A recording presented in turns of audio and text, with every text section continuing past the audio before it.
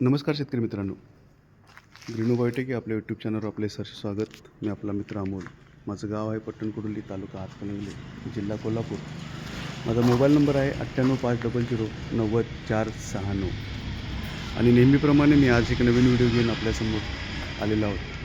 आजचा व्हिडिओ पूर्णपणे माहितीपूर्ण आहे, त्यामुळे हा व्हिडिओ शेवटपर्यंत नक्की बघा. पण पाहू शकता मित्रांनो, काही दिवसांपूर्वी आपण एक गोल्ड बेड आपल्या या नवीन प्लॅन्टमध्ये लावलेले आहेत. आणि आता एक आनंदाची बातमी, यामध्ये खत तयार झालेलं दिसत आहे. आपण पाहू शकता, अत्यंत चांगल्या पद्धतीचे खत आपल्याला इथे दिसत आहे. त्याचबरोबर मी तुम्हाला दाखवू इच्छितो की असे खत, अत्यंत उत्कृष्ट पद्धतीचे खत आपल्याला मिळालेले आहे. त्याचबरोबर कल्चरही मोठ्या प्रमाणात वाढले. पाहू शकता, जेथे आपण हात घालेल तिथे अत्यंत मोठ्या प्रमाणामध्ये कल्चर वाढलेले आहे.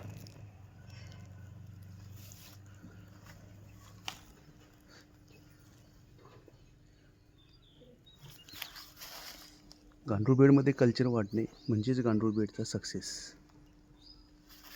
जितके कल्चर वाढेल तितका सक्सेस मोठा, कारण जितकी कल्चरची संख्या मोठी तितक्या लवकर बेड तयार होतो.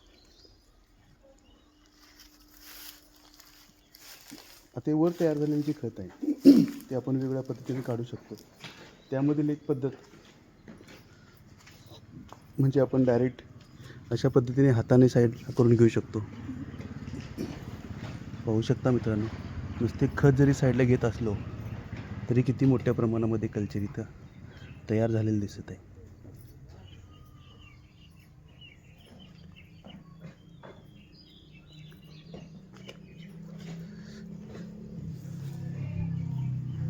हे जे खत आहे ते अशा पद्धतीने आपल्याला साईडला घ्यायचं आहे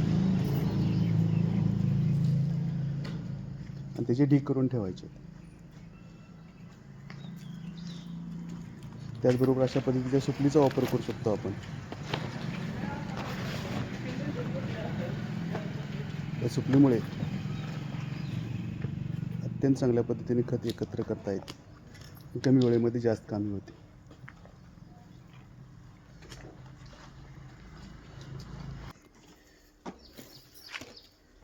अशा पद्धतीने आपण खत एकत्र करू शकतो.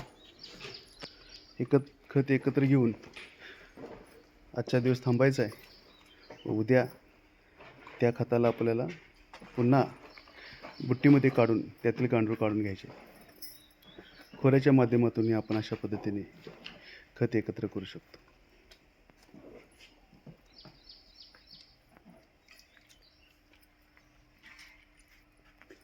अत्यंत सोपी व साधी पद्धत. जर समजा आपण खत एकत्र केले नाही तर वरील भागातील शेण संपून जाईल व गांडुळे वरच्या भागातच राहतात आणि कालांतराने गांडुळांना खाण्यासाठी काय राहणार नाही. त्यामुळे गांडुळांचा ऱ्हास होऊ शकतो. ज्यावेळेला खत तयार होते त्यावेळेला खत काढून घेणे ही आपली जबाबदारी असते. होऊ शकता मित्रांनो, अत्यंत चांगल्या पद्धतीने खत निर्मिती झालेली आहे.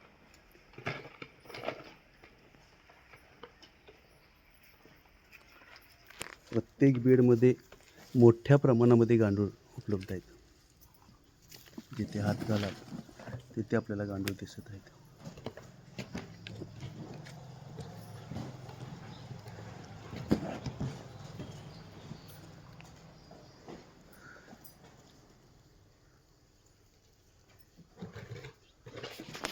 वरील साधारणतः 6 इंचापेक्षाही जास्त थर येथे खत निर्मित झालेलं आहे.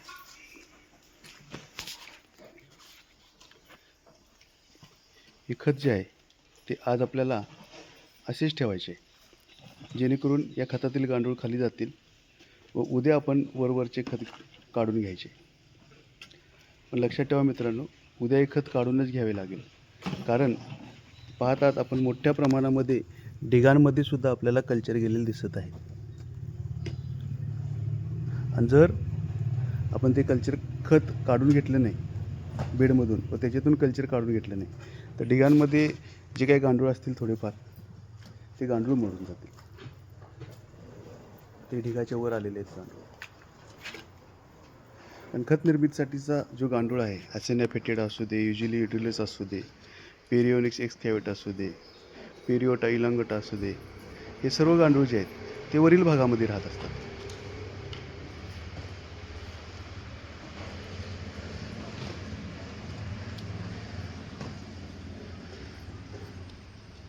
त्यामुळे वरील भागामधील खत काढून घेणे फार गरजेचे असते.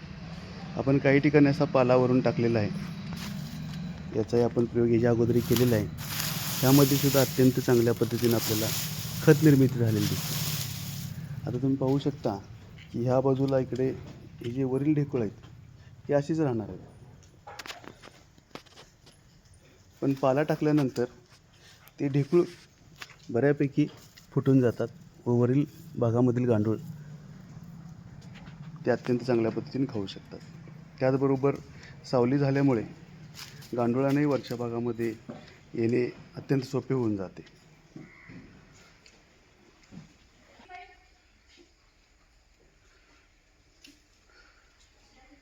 अजून एक गोष्ट तुम्ही बघू शकता, बऱ्याच बेडमध्ये खत झालेले आहे, पण ह्या बेडमध्ये त्या पद्धतीने खत झाले नाही. त्याचे कारण आहे की हे शेण एकदम दलदलयुक्त आहे.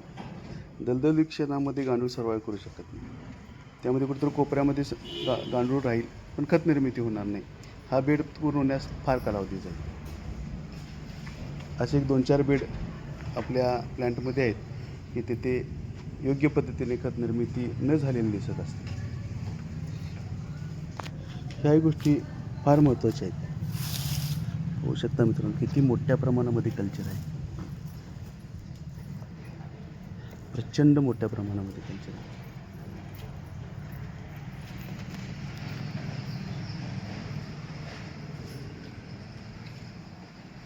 साधारणतः या कंपार्टमेंटमध्ये आपण 51 बेड बसवलेले आहेत व याच्या बाजूमधील कंपार्टमेंटमध्येही बेड बसवणे चालू आहे.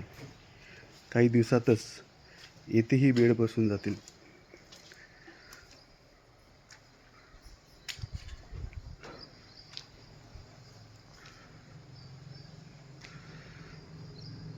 साधारणतः 20 ते 25 बेड इथं आता बसलेले दिसत आहेत. अजून एक 25 ते 30 बेड येथे बसतील.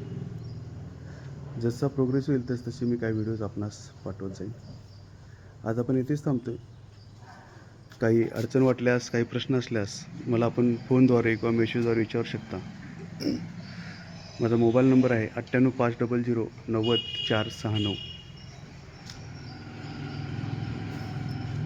जय हिंद, जय महाराष्ट्र.